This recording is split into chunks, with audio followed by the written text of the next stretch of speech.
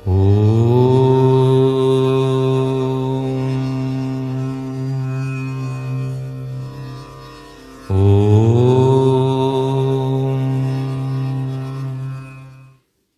गुरु जी। अनंतम अनंतम शुक्राना गुरु जी, अमृत वेला सत्संग बख्शने के लिए। सारी संतों पर मेहर करो, कृपा करो, शुक्राना गुरु। संगत जी, जय गुरु जी। पहले तो परिवार को बहुत बधाई, दरबार को बहुत बधाई।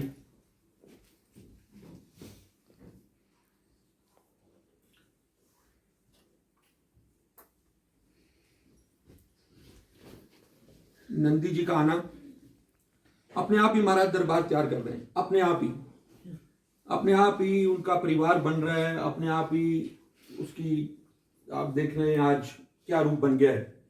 और ये सब बरकत है, ये सब बरकत है, ये गुरु कृपा है, गुरु प्रसाद है। इस परिवार की सेवा, इस परिवार की सेवा, इस परिवार का तप, इस परिवार का अमृत वेला। और जो महाराज ने, जैसे तो मैं तो बहुत दिन में ऐसा कोई समय नहीं होता 24 घंटे में जब इस चीज का जिक्र नहीं होता कि ऐसी बख्शिश है किसी परिवार में जहां पर लगभग 400 दिन से अमृत वेला हो रहा है। तो इससे बड़ी तो क्या ब्लेसिंग हो सकती है।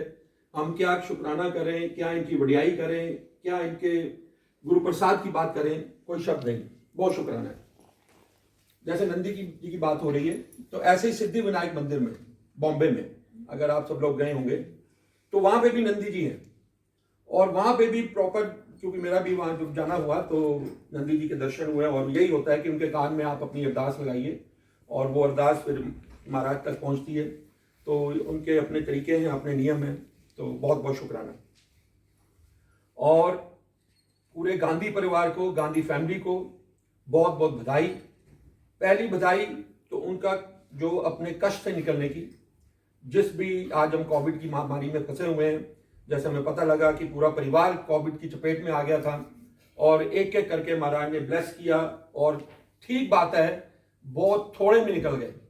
आज हम कई जगह से खबरें सुनते हैं, न्यूज़ सुनते हैं कि कोविड के बाद भी और कोविड के दौरान भी जब स्थितियां ऐसी खराब हो जाती हैं कि महाराज अपने चरणों में ले लेते हैं। ये कल का भी जिक्र आ रहा था, तो रोज हम देख रहे हैं। तो बहुत शुक्र है, हम सबको शुक्र करना चाहिए। अगर कोविड आ गया तो घबराना नहीं है। अगर कोविड आ गया तो सिर्फ एक अरदास लगानी है, महाराज ठीक है आपने दे दिया, बहुत बढ़िया, ये हमारे कर्म है। पर जब निकाल लेंगे तो बस शुक्राना है, बहुत बड़ी बात है। तो जन्मदिन की भी बहुत बधाई अंकल को और सब संगतों को। और आज महाराज हम सुन रहे हैं पिछले कई दिनों से कि एक ओंकार, पहला शब्द एक, आज उससे ही रिलेटेड एक से ही कि एक निरंकार है, एक रूप है। हम कल भी जिक्र कर रहे थे कि कीर्तन और कथा। कल हमने ये समझा कि कीर्तन तो है ही जरूरी, क्योंकि कलयुग में कीर्तन को प्रधान कहा गया है, कलयुग में सत्संग को प्रधान कहा गया है। और हम सब कीर्तन करते हैं, बानियां लगाते हैं, भजन लगाते हैं, शब्द बानी लगाते हैं। एम्पायर स्टेट में भी महाराज ने शब्द बानी से ही शुरुआत की। तो उसके साथ में हमें ये आगे समझ में आया कि कथा भी जरूरी है। कथा का मतलब ये है कि जो गुरबानी में लिखा है, अंकित है, या जो पीछे इतिहास में होती आई हैं चीजें, उनकी कोई शॉर्ट स्टोरीज के रूप में एक वो कथा बनती है। और कथा जो है, साखी कह लीजिए, व्याख्या कह लीजिए, वो भी बहुत जरूरी है। कल हमने इस बात को समझा। वो मुझे भी इस चीज का समझ में आ गया कि जरूरी इसलिए है। आज अगर हम शब्द बानी लगाते हैं, सत्संग में करते हैं, उस टाइम भी होता था, आज भी होता है, सुनते हैं, चले जाते हैं, बहुत अच्छी बात है, बहुत पॉजिटिव वाइब्स मिलती हैं उससे, बहुत उसमें हमें क्वेश्चन के आंसर्स मिलते हैं। क्योंकि महाराज बहुत बारी अपने शब्दों में कहा करते थे, सिर्फ शब्द बानी सुना करिए, शब्द बानी लगाइए, शब्द बानी सुनिए और आपको बहुत आंसर्स मिलते हैं, आपको बहुत नेगेटिविटी आपकी दूर होती है। और उसके अंदर भी जब शब्द बानी चलती थी तो व्याख्या भी आती थी, व्याख्या का भी जिक्र होता था। तो उस व्याख्या का मतलब ये था कि कथा तो तब भी थी और अब भी होती है। तो आज रिंकू भाई साहब के माध्यम से जो मुझे या बहुत लाखों परिवारों को, बहुत संगतों को आज जो कथा का जो ज्ञान मिल रहा है, वो भी बहुत जरूरी है। और इस कथा का जो ज्ञान है, जो किसी भी माध्यम से आप सुनते हैं, चाहे रिंकू भाई साहब की प्लेलिस्ट सुन लीजिए या किसी सत्संग में आप किसी के बारे में जब कथा सुनते हैं, तो ये हमें ये छोटी छोटी मॉरल स्टोरीज हैं, ये बहुत बड़ा ज्ञान दे जाती है। और हमने तो खुद एक्सपीरियंस किया है कि लॉकडाउन के दौरान से जब हमें ये सेवा बख्शी गई, आज लगभग 8 महीने पूरे हो चुके हैं। 8 महीनों में बहुत संगतों का, हजारों नहीं लाखों संगतों का ऑल ओवर वर्ल्ड ये जो नया चैप्टर खोला महाराज ने कि कथा व्याख्या सुनने का, ये संगतों के मैसेज आते हैं, व्हाट्सएप आते हैं, कल तक भी आ रहे हैं कि जीवन बदल गया है। जीवन तो महाराज बदल ही देते हैं, बर्तन वो तैयार कर देते हैं। और जब ये व्याख्या के रूप में हमें जो ज्ञान मिल रहा है, तो ये बहुत बड़ी हमारे लिए बख्शिश है। और ये छोटी छोटी जब आप ये स्टोरी सुनते हैं, मैं आज एक और मैसेज देना चाहूंगा, जो भी आज संगतें यहाँ बैठी हैं या आज वीडियो वायरल के जरिए सुन रही हैं, आप अपने बच्चों के साथ बैठिए। जो भी आप चाहे प्लेलिस्ट से सुने, चाहे आज मेरे माध्यम से छोटी सी, मेरी तो कोई ऐसी ज्ञान की बात नहीं है, पर मैं भी सुनता हूं, आगे सुना देता हूं। और ये सेवा है उनकी, डाकिये का काम कर रहे हैं। रिंकू भाई साहब ने भी अभी 2 दिन पहले कहा कि मैं सिर्फ डाकिया का काम करता हूं। मैं जो गुरबानी में, गुरु ग्रंथ साहब में चिट्ठियां हैं, उन्होंने इस चीज को ऐसे बोला, जो चिट्ठियां लिखी है मैं सिर्फ आगे पढ़ देता हूं। मुझे भी ना ज्ञान है, उनके शब्द हैं, और मेरी तो कोई औकात ही नहीं है, वो तो बहुत संतक है। तो कहने का ये मैसेज है कि आप जब ये साखी या व्याख्या सुनते हैं, जब आपको मौका मिलता है किसी भी माध्यम से, बच्चों के साथ बैठिए और उनको बताइए, उनको सुनाइए। आप कोई ग्रैंड पेरेंट्स हैं तो उनके बच्चों के साथ, अपने ग्रैंड सन्स बच्चों के साथ बैठें। अगर पेरेंट हैं तो बच्चों के साथ बैठें, क्योंकि ये संस्कार बहुत जरूरी है। और ये मॉरल स्टोरीज हैं ही संस्कार। ये वो इतिहास है पिछले संतों का, पिछले संगतों का, कि कैसे कैसे क्या चीजें होती हैं और कैसे कैसे हमें ज्ञान मिलता है। क्योंकि ज्ञान बिना भी हम नहीं कुछ पा पाएंगे, ये भी समझ लीजिएगा। ज्ञान बिना भी अंधकार में ही है। वही हम बार बार जिक्र करते हैं, ज्ञान रोशनी, अंधकार जो है अज्ञान। तो हमारे को ज्ञान की भी बहुत जरूरत है। वो एक्सपीरियंस हो गया है इस लॉकडाउन के दौरान कि हमने क्या पाया, और ये सब संगतें जानती हैं। तो आज और बहुत ही प्यारी, बहुत ही सुंदर व्याख्या से हम इस चीज को समझने की कोशिश करेंगे कि एक ही है निरंकार। और इसके साथ एक को समझने के लिए एक छोटी सी व्याख्या आई है। महाराष्ट्र में एक बहुत बड़ा ज्वेलर है जिसका नाम है नरहरि, और उसके हाथ में बड़ा शफा है। उसके जो कारीगरी है, दूर दूर से संगतें, मतलब दूर दूर से लोग उसके पास आते हैं और उसे आभूषण बनाते हैं, क्योंकि उसके हाथ में बहुत बड़ी ब्लेसिंग है और वो जो बनाता है ऑर्नामेंट्स कमाल बनते हैं। ऐसे ही एक सेठ आया उसके पास, और सेठ ने आके कहा, ज्वेलर के पास आया, नरहरि के पास, कि मुझे एक कमरबंद बनाना है। पुराने जमाने में कमरबंद बना करते थे, और डायमंड का, सोने का, पैसे की चिंता मत करना, इतना सुंदर बना दो और मतलब जो सब देखते ही रह जाए। क्योंकि मुझे एक ब्लेसिंग हुई है कि मैंने महाराज से पुत्र मांगा था कि अगर मेरा बेटा हो गया तो मैं आपको कमरबंद चढ़ाऊंगा। अभी उन्होंने ऐसे ही शुरू किया। तो उन्होंने कहा, अच्छा किसके लिए बनवाना है आपने? उन्होंने कहा, मैं कृष्ण भगवान को मानता हूं और कृष्ण भगवान के लिए बनाना है, मैंने इनको चढ़ाना है कमरबंद। अब वो देखिए, जो नरहरि था वो शिव भक्त था, और यहां पर हमें समझ में आया कट्टर शिव भक्त। अब कट्टरता भी बहुत नुकसान देती है। कट्टरता मतलब कि आज हम एक को मानते हैं, अगर हम शिव भक्त हैं तो अच्छी बात है, सब एक ही तो हैं, शिव को माने, मां को माने, साईं को माने, गुरु को माने। पर वो कट्टर शिव भक्त था, वो उसने क्या जवाब दिया, ऐसा है कि सॉरी, मैं ये आपके कृष्ण भगवान के लिए ये नहीं बना पाऊंगा कमरबंद, क्योंकि मैं सिर्फ शिव के ही दर्शन करता हूं, मैं किसी भी और दूसरे मंदिर में जाता ही नहीं हूं, आज तक ना गया हूं। अगर कहीं मंदिर भी होता है तो दूर से निकल जाता हूं कि मेरी नजर ना पड़ जाए। मैंने आज तक कोई मूर्ति देखी भी नहीं, ना मैं देखना चाहूंगा। अब देखिए कट्टरता की बात। और कट्टरता में हमें महापुरुषों ने समझाया कि कट्टरता ना खुद को जोड़ती है, ना किसी को जोड़ने देती है। वो भी नहीं जुड़ पाते, क्योंकि ये भ्रम है। ये यही ज्ञान की बातें हैं, यही हमारी साथी की जो मॉरल स्टोरीज होती है। अब उसने कहा कि ये तो क्या बात हुई, प्रभु तो सारे एक ही हैं, शिव और कृष्ण में क्या फर्क है? सेठ की ये अवस्था थी। उसने कहा, नहीं कि मैं तो सिर्फ शिव भक्त हूं और मैं कृष्ण भगवान के लिए नहीं बना सकता। सेठ ने कहा कि भाई बड़ी मैं उम्मीद लेकर आया हूं। तो उसने एक सॉल्यूशन निकाला कि ऐसा करता हूं कि मैं नाप ले आता हूं मूर्ति का और आप बना देना कमरबंद। उसने कहा, हाँ ये ठीक है, आप नाप ले आओ और मैं आपको कमरबंद बना दूंगा। वो सेठ चला गया कृष्ण मूर्ति का, उन्होंने नाप लिया जहाँ कमर बांधना था, नाप लेकर उसको दे दिया कि आप बना दो। उसने थोड़ा समय मांगा, समय बनाने में उसने कमरबंद तैयार करवा दिया। जब कमरबंद तैयार हो गया वो ले गया मंदिर में चढ़ाने के लिए। वहां जब चढ़ाया उसने तो बड़ा बन गया। वो वापिस आया उसके पास, ज्वेलर के पास, कि जी ये कमरबंद तो कृष्ण जी को चढ़ नहीं रहा है, ये बड़ा बन गया। उसने कहा ठीक है जी, मैं इसको छोटा कर देता हूँ। उसने कमरबंद छोटा करके वापिस दे दिया जितना सेठ ने समझाया। वो फिर लेके गया, वो अब छोटा पड़ गया। ऐसे ही बताया जा रहा है कि वो जाता आता यही हो रहा था 3-4 बारी से, वो कभी बड़ा हो जाता, कभी छोटा हो जाता, कभी बड़ा हो जाता, कभी छोटा हो जाता। अब वो ज्वेलर भी परेशान और सेठ भी परेशान। तो अब फिर सेठ नाराज हो गया कि मेरे इतने पैसे लगे, मेरी इतनी भावना है और मैंने कृष्ण जी को कमरबंद चढ़ाना है। तो उसने 4-5, क्योंकि बड़ा प्रसिद्ध था सेठ, उसने 4-5 काफी सीनियर लोगों को इकट्ठा किया कि मेरी समस्या का समाधान करो, ये ज्वेलर जो है ये मंदिर चलने के लिए तैयार नहीं है और ये फिट हो नहीं रहा उनको। सब ने फैसला किया कि कोई काम करते हैं। उसको ज्वेलर को बोला तो एक काम कर, तेरी आंखों पे, जब तू मंदिर के पास पहुंचेगा तेरी आंखों पे हम पट्टी बांध देंगे और तेरे को पकड़ के ले जाएंगे कृष्ण जी की मूर्ति के पास। तू कृष्ण जी के दर्शन मत करियो, जैसे तेरी कट्टरता है, पर तू नाप खुद ले लियो और बना लियो। वो ज्वेलर तैयार हो गया, चलो ये ठीक है कि मैं दर्शन तो करूंगा नहीं कृष्ण जी के, और चलता हूँ और नाप ले लेता हूँ। बताया जाता है कि आंखों पे उसकी पट्टी बांध दी गई, पुजारी वगैरह उसको ले गए कृष्ण जी की मूर्ति के पास। उसने जब मूर्ति को हाथ लगाया और कमरबंद का नाप लेने लगा, आंखों पे पट्टी थी, उसने जब हाथ लगाया तो उसको, जो कभी उसको वैसे तो ज्ञान नहीं था पर कभी तस्वीरों में देखा होगा, उसको जो मूर्ति में लगा कि ये तो शिव की मूर्ति है, ये तो कृष्ण है ही नहीं। वो कह रहे हैं ये तो बड़ा मजाक हो रहा है मेरे साथ। उसने जब उसको देखा, उसको वहां त्रिशूल नजर आया, आंखें पर पट्टी है कृष्ण की मूर्ति, पर कृष्ण की मूर्ति उसको शिव के पूरे अंदर जब हाथ लगाता था तो सांप भी नजर आया, शेषनाग उनके गले में, अंदर पट्टी से उसको महसूस हुआ कि ये तो शिव है।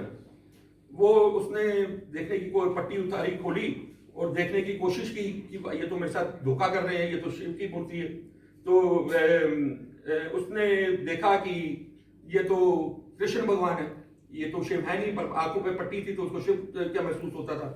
और कृष्ण भगवान को उसने देखा तो फिर आंखों पे फटाफट पट्टी बांधी। अरे ये तो मैंने मेरे से बड़ा पाप हो गया, मैंने कृष्ण भगवान को देख लिया। फिर उसने आंखों पे पट्टी बांधी, फिर उसने दोबारा ऐसे हाथ लगाने की कोशिश की, नाप लेने की कोशिश की। फिर उसको वही महसूस हो रहा है कि ये तो शिव जी हैं, ये तो कृष्ण है ही नहीं। वो बताया जाता है कि उसकी आंख पे बार बार पट्टी बांधता था, खोलता था, बार बार पट्टी बांधता था, खोलता था, वो शिव बन जाते थे और जब खोलता था तो कृष्ण नजर आते थे। जब ये 5-7 बारी ऐसा हुआ तो फिर उसने आखिर में अपनी पट्टियां खोल दी और पट्टियां खोलकर उसको ये ज्ञान मिल गया कि सब एक हैं। उसके आंखों की पट्टी नहीं खुल गई, उसके अंदर के मन की पट्टियां खुल गई कि शिव और कृष्ण में कोई अंतर नहीं है। और महाराज जब उसको देखता था, कृष्ण मुस्कुराकर उसकी तरफ देखते थे कृष्ण भगवान की मूर्ति में, वो तो निरंकार है, उनके भाने हैं, उनके तरीके हैं, कैसे किसको क्या ज्ञान आता है। तो हमें ये समझ में आया कि कृष्ण हो या राम हो, आज ग्रंथ साहब में आप देख लीजिए, ग्रंथ साहब में कोई ऐसा अवतार नहीं है, कोई ऐसा संत नहीं है, कोई ऐसी भाषा नहीं है जो एक निरंकार है, इन्हीं में सब कुछ समाया हुआ है। इन्हीं में हमें वही बात बार बार जिक्र आती है, शिरडी भी इनमें है, मां भी इन्हीं में है, कृष्ण भी इन्हीं में है, राम में भी इन्हीं में है। एक निरंकार ज्योत है, एक निरंकार ज्योत है। हम एक से समझ चुके हैं, जब हमने एक ओंकार को समझना शुरू किया तो एक है, उनके रूप अलग अलग है। तो ये चीजें, ये छोटी छोटी बातें मैं बार बार रिपीट करता हूं आपको दोबारा, घर में जाके बच्चों को, बच्चे भी बहुत एंजॉय करेंगे और उनको संस्कारों का पता लगेगा। शायद किसी बच्चे का जीवन आगे बदल जाए। जैसे आज हमने बहुत बारी देखा, पीछे वीडियोस में देखा हमने, जब सत्संग होते थे, कई बच्चों के संस्कार बन गए। और महाराज ने भी अपने समय से कहा था, छोटी उम्र में ही बच्चों को जोड़िए। आज यहाँ पे हम बच्चों को देखते हैं, उनके भाव को देखते हैं, उनकी सेवा देखते हैं। आज भी देखिए अमृत वेला में उठ के आए हुए हैं, बड़ों से नहीं उठा जाता, पर वो बच्चों के संस्कार बनते जा रहे हैं, उनके परिवार के संस्कार उनको मिल रहे हैं। ये जब हम अपनी छोटी अवस्था में जब शुरू कर लेंगे तो शायद आगे हमें दुख ही नहीं आएंगे। ये फैक्ट है, ये समझ लीजिएगा। आज अमृत वेला एक ऐसा रामबाण है, एक ऐसा रामबाण है, बख्श देंगे तो वही तरस उनका होगा। पर अगर इनकी तरस से हमें अमृत वेला मिल गया या किसी को भी मिल गया तो आप देखिएगा जीवन बदल जाएगा, 100% बदल जाएगा। सोच बदल जाएगी, दुख सुख सब समान लगेंगे। परेशानियां आती हैं, आती रहेंगी, बट जो निरंकार हैं, क्योंकि महाराज ने एक ही कहा कि सिर्फ ये 2 घंटे मुझे दे दीजिए, 2 घंटे का अमृत वेला मुझे दे दीजिए। गुरु नानक ने सिर्फ एक चीज मांगी है पूरी ग्रंथ साहब में। गुरु ग्रंथ साहब में गुरु नानक जी ने कभी कुछ नहीं मांगा, सिर्फ उनके वचनों से निकला, मुझे अमृत वेला दे दो। उनकी यही मांग है। जब सृष्टि के मालिक हम सबको ये संदेश आदेश दे रहे हैं, इशारा दे रहे हैं कि हमारा कल्याण कैसे है, वो है अमृत वेला से। अमृत वेला ही ऐसा समझ लीजिए ब्रह्म मुहूर्त है, ऐसा समय है जो हमें बहुत जल्दी इनके करीब ले आता है और बहुत जल्दी हम अपने बंधनों से मुक्त होते हैं। तो बहुत बढ़ियाई है इसकी, जो आप सुन रहे हैं, चाहे वीडियो में सुन रहे हैं, लोगों तक पहुंचाइए, लोगों को जगाइए। बहुत जरूरत है, माड़ा समय है, दुख का समय है, हम सबको बहुत जरूरत है। क्योंकि जब अमृत वेला, जैसे आप रूटीन की बात करें, हम लोग 8 बजे उठ रहे हैं, 9 बजे उठ रहे हैं, 10 बजे उठ रहे हैं, उठने के बाद हम ऐसे व्यस्त हो जाते हैं क्योंकि इमीडिएटली फोन ऑन हो जाते हैं। चाहे आप 7 बजे उठो, 8 बजे उठो, 9 बजे उठो, 10 बजे उठो, जिस टाइम हमारी नींद खुलती है, हमारा व्हाट्सएप सीधा हाथ में आ जाता है, फोन आ जाता है। ये हर घर की कहानी बन चुकी है। तो तभी हम फिर कब मिलान होगा इनसे, कब मिलेंगे इनको, कब याद करेंगे इनको, वो सिर्फ अमृत वेला। क्योंकि इस टाइम हमारे हाथ में वो व्हाट्सएप नहीं है, क्योंकि अब समय में हमारी किसी से बात ना हो सकती है, ना कोई हमारा फोन सुनेगा, ना हमें कोई आएगा। तो इसलिए प्रैक्टिकली ये बहुत जरूरी है आज के समय के लिए। अमृत वेला एक बहाना है प्रभु के करीब आने का। तो इनका बहुत शुक्राना, इन्होंने तरस किया हुआ है। तो बहुत शुक्राना है महाराज का। हम तो बार बार ये भी आता है, ये विरले ही समझ पाएंगे, ये वही समझ पाएंगे जिन पे इनकी कृपा होगी। ये आज करोड़ों में लाखों कर रहे हैं। बड़ी जरूरत है सबको जागने की। जागना सबके लिए, निंद्रा का त्याग, ये समय में हम सबके लिए जंग है, पर इस जंग को हमें लड़ना है। और जिस दिन हमारी जंग में लड़ाई शुरू तो करें, हार जाएंगे, अमृत वेला मिस हो जाएगा, छूट जाएगा, फिर शुरू करें, करते रहे, बार बार ये कहते हैं। तो बहुत बहुत शुक्राना। और एंड में अभी लास्ट टाइम हमने एक वीडियो बना दी थी, पिछले उद्यापन का दिन था हमारा, हमारी सेवा के लिए। और क्योंकि ये भी शायद उनका ये आदेश होता है या एक मैसेज होता है। और उस वीडियो का कमाल देखिए, वो वीडियो हमने बनाई और हमने तो अपने ग्रुप में डाली या अपने जो कनेक्टेड ग्रुप में डाली। कल से मुझे इतने ग्रुपों से फोन आ रहे हैं, इतनी संगतों के फोन आ रहे हैं कि सेवा का जो भाव हमने बताने की कोशिश की कि ये कोविड के वजह से या अपने कर्मों की वजह से कोई भी आपके आसपास परिवार में दुखी नजर आता है। और कल से मैं आपको बता दूं, अनलिमिटेड मैसेज। और उनसे मैंने पूछा, अंकल आपको ये कैसे पता लगा मेरा नंबर, और कैसे आपने को बता? उन्होंने कहा जी हम किसी ग्रुप में जुड़े हैं, हमने तो ग्रुप में डाला नहीं, और उस ग्रुप में जुड़े हैं, हमें उस ग्रुप में आपकी वीडियो नजर आ गई। तो और संगतें ढूंढ रही हैं कि ये कहां से वीडियो आया, कहां से हुआ। मेरे पास ऐसे ऐसे ग्रुपों से मैसेज आए कि जिनका मैंने नाम ही नहीं सुना था कि ऐसे भी कोई ग्रुप है। और ये वायरल से वायरल हो गई। पर बहुत शुक्राना है इनका, ये वायरल ही करना पर्पस था क्योंकि आज समाज में ये पता लगे। हमारा छोटा सा प्रयास है हमारे सेवा ग्रुप की तरफ से, आपको दोबारा इस वीडियो के माध्यम से फिर मैसेज जाता है आपके आसपास। क्योंकि कल हमारा तो वैसे फूड ट्रॉली की सेवा चल रही थी लास्ट मंथ, पर वो शायद इतनी कामयाब फूड ट्रॉली नहीं हो रही। पर कल से कोई ऑटो चलाने की बात हो रही है, कि कोई सब्जी लगाने की बात कर रहा है, कोई, मतलब छोटे छोटे हमारा मकसद है। जितनी हमारी क्षमता है, हमारा कोई बड़ा ग्रुप नहीं है, पर जितनी हमारी क्षमता है हम कोशिश करेंगे कि एक परिवार को भीख ना मांगनी पड़े, उसको लाचारी के दिन ना बिताने पड़े। क्योंकि आज बहुत घरों में चूल्हे बंद हो गए हैं, आज बहुत घरों में दवाइयों के लिए पैसे नहीं है, आज बहुत घरों में बच्चों की फीस देने के लिए पैसे नहीं है। हमारा एक छोटा सा प्रयास है कि हम सब मिलकर अपनी क्षमता के अनुसार एक उनका छोटा सा रोजगार तैयार कर दें, ताकि वो ये जो थोड़ा सा चाहे टेम्परेरी हो, जब उनकी नौकरी मिल जाए, जब वो अपने काम पे वापस आ जाएं, उसके बाद शायद ये छोड़ दें। उसकी छोटी सी भी जो इन्वेस्टमेंट है हमारा सेवा ग्रुप कर रहा है।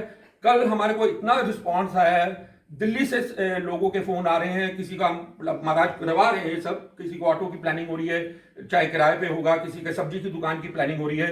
अब आप भी ढूंढिए, आप भी जुड़िए हमारे साथ। किसी की भी छोटी सी मदद, उनकी दुआएं, उनकी आशीष हमारे सबके काम आ सकती हैं। तो ये अगेन मैसेज है, सब इस चीज को ढूंढे। आपके आसपास कोई भी ऐसा परिवार नजर आए जो छोटी सी एक उसमें अपना को शुरू करना चाहता है, हम पूरा उनको सहयोग करेंगे। और जो हो सकेगा महाराज जो हमारे से करवाएंगे, हमारी पूरी कोशिश रहेगी, हम करेंगे। बहुत बहुत शुक्राना।